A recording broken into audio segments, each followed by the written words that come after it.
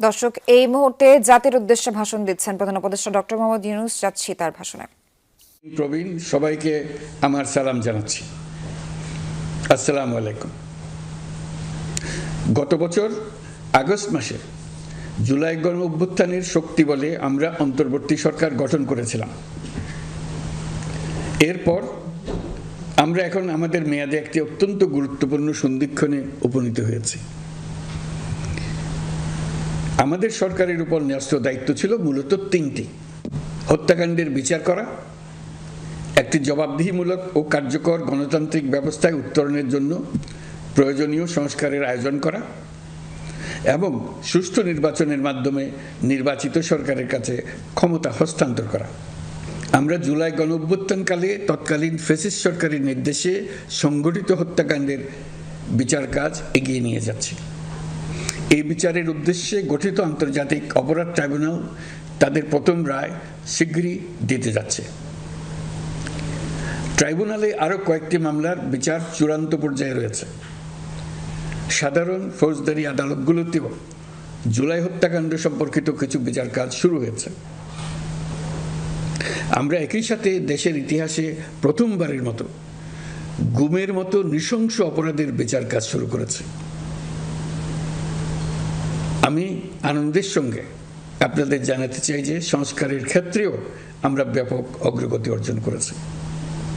অন্তর্বর্তী সরকার নিজ উদ্যোগে বা বিভিন্ন সংস্কার কমিশনের প্রস্তাবের ভিত্তিতে অনেক গুরুত্বপূর্ণ সংস্কারের কাজ সম্পন্ন করেছে। কিছু প্রস্তাবিত সংস্কারের কাজ এখনো চলমান আছে। অধ্যাদেশের মাধ্যমে বা বিদ্যমান আইন সংশোধন করে বিচার বিভাগের স্বাধীনতা, বিচার ব্যবস্থাপনা, আর্থিক খাতে স্বচ্ছতা, প্রাতিষ্ঠানিক সক্ষমতা বৃদ্ধি, ডিজিটালাইজেশন সম্প্রসারণ ও দুর্নীতি প্রতিরোধে বিভিন্ন সংস্কার সম্পন্ন করা হয়েছে। ভবিষ্যতে সুশাসনের জন্য এসব সংস্কার বড় ভূমিকা রাখবে বলে আমরা মনে করি।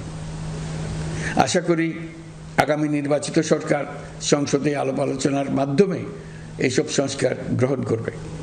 আমাদের আরেকটি গুরুদায়িত্ব হচ্ছে সুষ্ঠু নির্বাচন অনুষ্ঠান।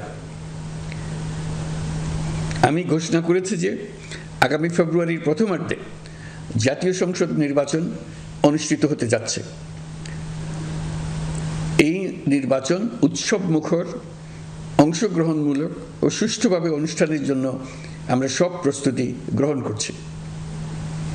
আমাদের উপর অর্পিত দায়িত্ব আমরা সঠিকভাবে পালন করার জন্য সর্বাত্মক চেষ্টা করে যাচ্ছি।